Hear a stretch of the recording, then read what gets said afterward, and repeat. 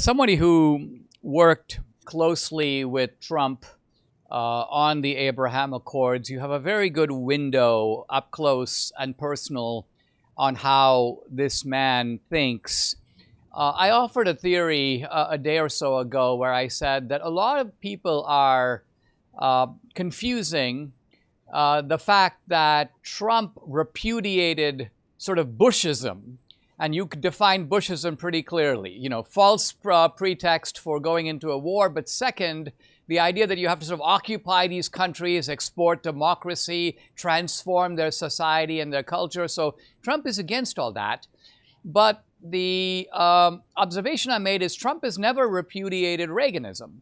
And by that I mean the idea that the world is a dangerous place, that isolationism is not a real option, and that occasionally when you have people who are going around chanting death to America or death to your allies, giving them a kind of sound butt-kicking and putting them in their place is something that Trump has never hesitated to do.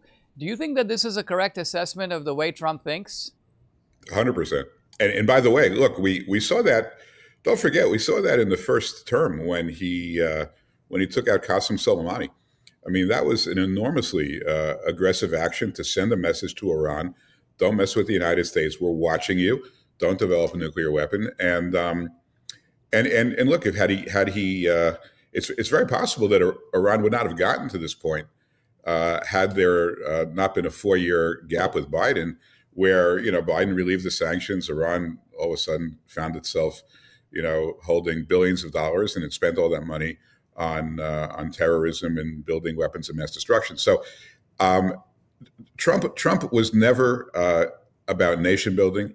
He was never about changing the hearts and minds of our enemies. It's just simply this: if you're going to threaten us, if you're going to be in a position where you can hurt us, we're going to preemptively make sure that doesn't happen. We're going to protect the American people. We're going to protect our allies.